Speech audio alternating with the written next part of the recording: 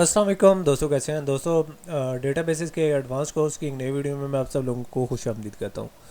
तो दोस्तों, last video में हमने डेटा मॉडल्स के एवोल्यूशन या इरतिका पर बात की थी, जिसके अंदर हमने कहा था कि डेटा मॉडल्स किस तरीके से वन बाय वन इस तरह होते गए हैं, वॉल्व होते गए हैं या उनके अंदर तब्दीलियाँ आती गई हैं।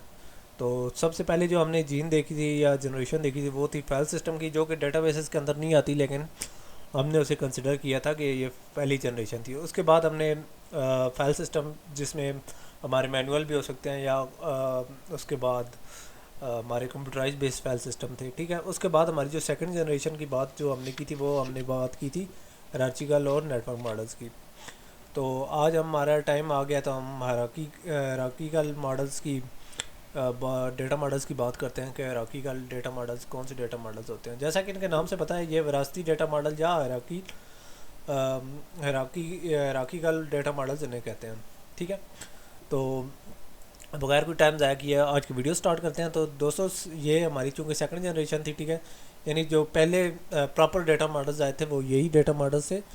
तो इसको हायरार्किकल डेटा मॉडल्स कहा जाता था और ये 1960s में डेवलप हुए थे, ठीक है।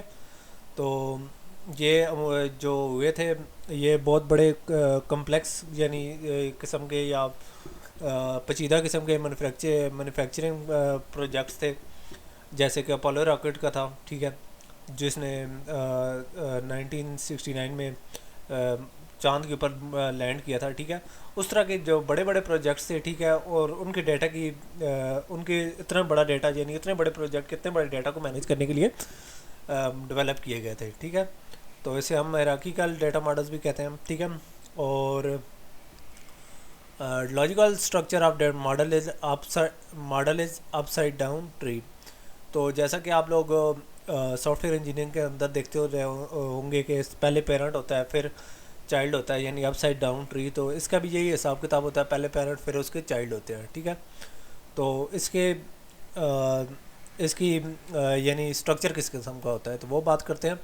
कंटेंट्स लेवल्स और सेगमेंट्स, यानी जिस तरीके से हम लोगों ने हायरार्की या हायरार्किकल या किया है, अमूमन आप लोग अपना जो शजरा नसब देखते होंगे उसके अंदर एक हायरार्की होती है, ठीक है।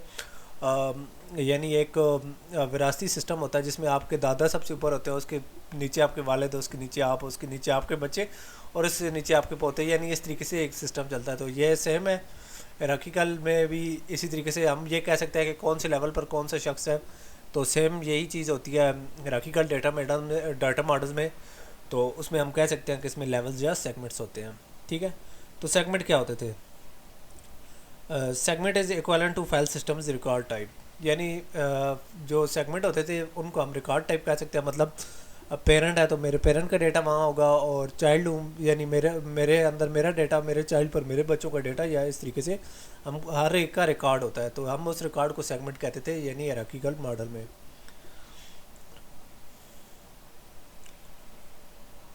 With hierarchy a higher layer is perceived as parent of segment directly beneath it, which is called child। यानी इसके लाइन के अंदर दो चीज़ों को एक्सप्लेन किया गया है।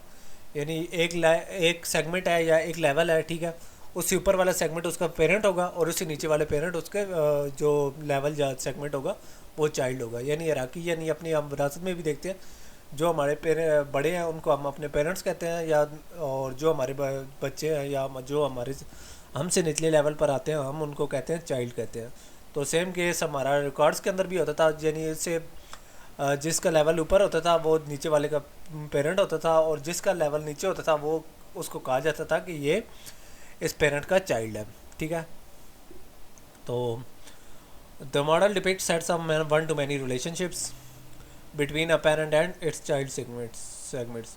यानी जैसा कि एक हायरार्किकल मॉडल है तो इसके अंदर ये जो होता था कि इसमें वन टू मैनी रिलेशनशिप होता था, यानी एक वालिद का बहुत सारे बच्चे होते थे लेकिन तमाम बच्चों का एक ही वालिद होता था, या इस तरीके से ये हायरार्किकल मॉडल होता था।